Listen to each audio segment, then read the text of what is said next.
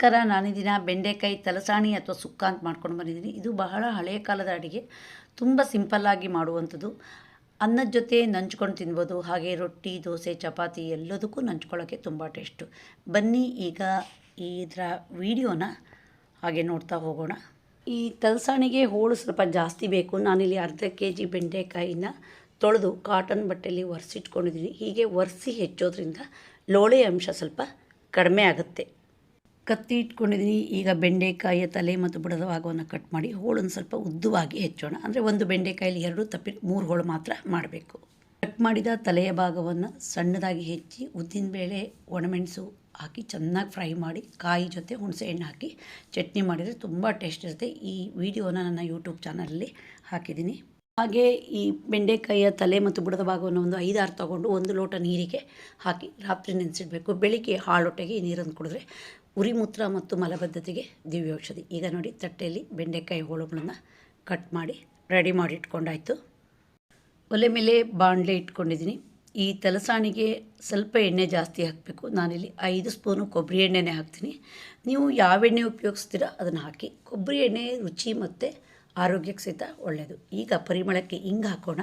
ಹಿಂಗಿನ ಬದಲು ಬೆಳ್ಳುಳ್ಳಿ ಇಷ್ಟಪಡೋರು ಒಂದು 5-6 ಎಸಳು ಜಜ್ಜಿ ಹಾಕಿಬಿಟ್ರೆ ಸರಿ, ಅದು ಒಂಥರ ಟೇಸ್ಟ್ ಇರುತ್ತೆ. ಈಗ 1 ಸ್ಪೂನು ಸಾಸಿವೆ ಕಾಳು ಹಾಕೋಣ. ಹಾಗೆ ಪರಿಮಳ ಮತ್ತು ರುಚಿಗೆ 1/4 ಸ್ಪೂನು ಅರಿಶಿನ ಹಾಕೋಣ. ಕರಿಬೇವಿನ ಎಸಳನ್ನು ಹಾಕೋಣ. ಹಾಗೆ ಸ್ವಲ್ಪ ಎಣ್ಣೆಯಲ್ಲಿ ಫ್ರೈ ಮಾಡೋಣ. ಈಗ ಹೆಚ್ಚಿರುವ ಬೆಂಡೆಕಾಯಿ ಹೋಳುಗಳನ್ನು ಹಾಕೋಣ. ಹಾಗೆ ಒಂದು 4 ಸುತ್ತು ಈ ಒಗ್ಗರಣೆ ಜೊತೆ ಹುರಿಯೋಣ. ಬೆಂಡೆಕಾಯಿಲಿ ಲೋಳೆ ಅಂಶ ಇರೋದ್ರಿಂದ ಆರೋಗ್ಯಕ್ಕೆ ತುಂಬ ಒಳ್ಳೆಯದು, ಪಚನ ಕ್ರಿಯೆಗೆ ಸಹಾಯವಾಗುತ್ತೆ. ಹಾಗೆ ಬೆಂಡೆಕಾಯಿನ ಮಕ್ಕಳಿಗೆ ಆದಷ್ಟು ಕೊಟ್ಟರೆ ಮೆಮೊರಿ ಪವರ್ ಜಾಸ್ತಿ ಆಗುತ್ತೆ ಅಂತ ಹೇಳ್ತಾರೆ. ಬೆಂಡೆಕಾಯಿಂದ ಏನೇನು ಅಡುಗೆ ಮಾಡೋಕ್ಕೆ ಬರುತ್ತೋ ಮ್ಯಾಕ್ಸಿಮಮ್ ವೀಡಿಯೋನ ನನ್ನ ಯೂಟ್ಯೂಬ್ ಚಾನಲಲ್ಲಿ ಹಾಕಿದ್ದೀನಿ. 5-6 ಎಸಳು ಹುಣಸೆ ಹಣ್ಣನ್ನು ಅರ್ಧ ಲೋಟ ನೀರಲ್ಲಿ ನೆನೆಸಿಟ್ಕೊಂಡಿದ್ದೆ. ಈಗ ಚೆನ್ನಾಗಿ ಗಿವುಚಿ ಈ ರಸವನ್ನು ಬೆಂಡೆಕಾಯಿ ಮೇಲೆ ಹೀಗೆ ಹಾಕ್ತಾ ಬರೋಣ. ಬೆಂಡೆಕಾಯಿನ ಯಾವತ್ತೂ ಹುಣಸೆಹಣ್ಣು ನೀರಲ್ಲೇ ಫ್ರೈ ಮಾಡಬೇಕು ಒಂದು ಸ್ವಲ್ಪ ಹೊತ್ತು. ಈಗ ಒಂದ್ಸರಿ ಚೆನ್ನಾಗಿ ಮಿಕ್ಸ್ ಮಾಡ್ತಾ ಬರೋಣ. ಹಾಗೆ ರುಚಿಗಾಗಷ್ಟು ಉಪ್ಪು ಹಾಕೋಣ. ಇಲ್ಲಿ ಬೆಲ್ಲ ಅವರವರ ಆಪ್ಷನ್ನು. ಹಾಕಿದ್ರೂ ಒಂಥರ ಟೇಸ್ಟು, ಹಾಕದೇ ಇದ್ರೂ ಒಂಥರ ಟೇಸ್ಟು. ಆದರೆ ನಾವು ಮಲೆನಾಡೋರು ಸ್ವಲ್ಪ ಬೆಲ್ಲ ಉಪಯೋಗಿಸೋದು ಜಾಸ್ತಿ, ಅದಕ್ಕೆ ನಾನಿಲ್ಲಿ 2 ಸ್ಪೂನಷ್ಟು ಬೆಲ್ಲ ಹಾಕ್ತೀನಿ. ಹೋಳುಗಳು ಉಪ್ಪು ಬೆಲ್ಲ ಹುಳಿನ ಚೆನ್ನಾಗಿ ಕುಡಿಬೇಕು, ಆವಾಗಲೇ ಟೇಸ್ಟ್ ಜಾಸ್ತಿ. ಈಗ ಒಂದ್ಸರಿ ಹಾಗೆ ಚೆನ್ನಾಗಿ ಮಿಕ್ಸ್ ಮಾಡೋಣ. ಈಗ ಖಾರಕ್ಕೆ ಅಚ್ಚ ಖಾರ ಪುಡಿನ ಹಾಕೋಣ, ಅದು ಸಹಿತ ಅವರ ಟೇಸ್ಟಿಗೆ ಸರಿಯಾಗಿ.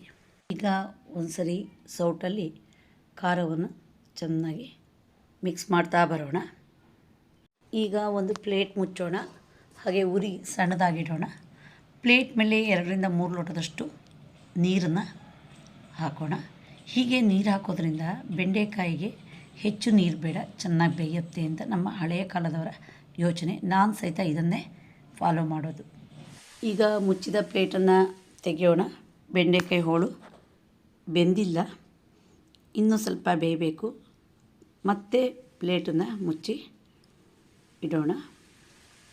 ಪುನಃ ಮುಚ್ಚಿದ ಪ್ಲೇಟು ತೆಗೆಯೋಣ. ಬೆಂಡೆಕಾಯಿ ಹೋಳುಗಳು ಚೆನ್ನಾಗಿ ಬೆಂದಿದೆ. ಹಾಗೆ ಸ್ವಲ್ಪ ರಸ ಸಹಿತ ಹೀಗೆ ಇರಬೇಕು. ಒಂದು 5 ನಿಮಿಷ ಓಪನ್ನಾಗಿ ಬಿಡೋಣ.